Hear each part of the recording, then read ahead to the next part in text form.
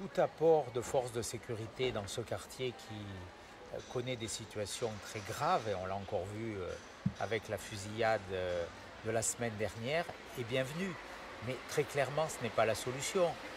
La CRS 8, on dirait qu'elle fait un peu le Monopoly de la délinquance et de la criminalité. Regardez les annonces du ministre sur les 3 dernières semaines. Nîmes, Marseille, la Corse, Nice. Donc la CRS 8, c'est un peu l'alibi de communication du ministre. Dès qu'il y a un problème, on envoie les CRS. Mais on sait très bien, tout uniforme dans la rue est le bienvenu, mais cette CRS, elle va rester 3-4 jours jusqu'à ce qu'il y ait un nouveau drame ailleurs. Et comme il y en a malheureusement partout et à un rythme intensifié, tout ça n'est qu'un cautère sur une jambe de bois.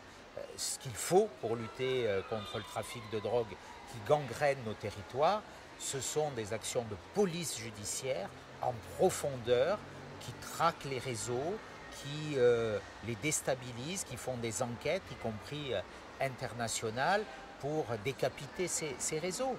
Et il faut aussi plus d'effectifs de police en permanence dans les quartiers, notamment pour traquer les consommateurs. J'insiste là-dessus parce qu'on éradiquera le trafic de drogue, qui est la source de cette violence, qui est quasiment l'unique source de cette violence, des règlements de compte, si on s'attaque aux trafiquants, mais si on s'attaque également aux consommateurs en les sanctionnant beaucoup plus fortement. Donc tout ça, ça relève un peu de la communication. Vous dites une police plus présente, vous pensez à quoi exactement? Je pense à des actions de police judiciaire. Aujourd'hui, on a de moins en moins de policiers dans la filière de l'investigation qui traquent les criminels, les délinquants. La bonne police, c'est celle qui arrête les délinquants. C'est celle qui les défère devant la justice. Donc on a besoin d'une police judiciaire puissante dans notre pays. On a besoin également de services d'investigation qui dépendent de la sûreté départementale pour faire les enquêtes. Et puis, on a besoin de policiers sur le terrain, les BAC, les brigades de surveillance. Et là, on manque d'effectifs. Donc, arrêtons avec cette espèce de nomadisme permanent. Voilà. Une police vraiment de proximité.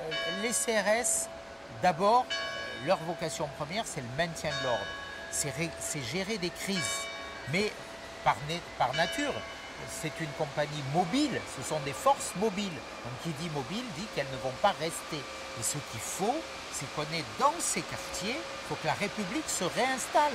Mais pas quelques heures après qu'il y ait une émotion, qu'il y ait de la communication.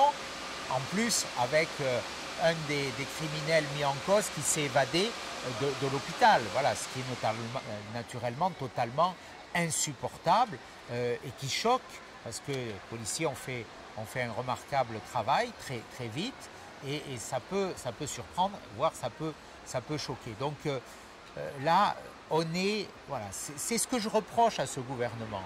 C'est la parole, c'est la communication au détriment d'une action en profondeur. On ne règle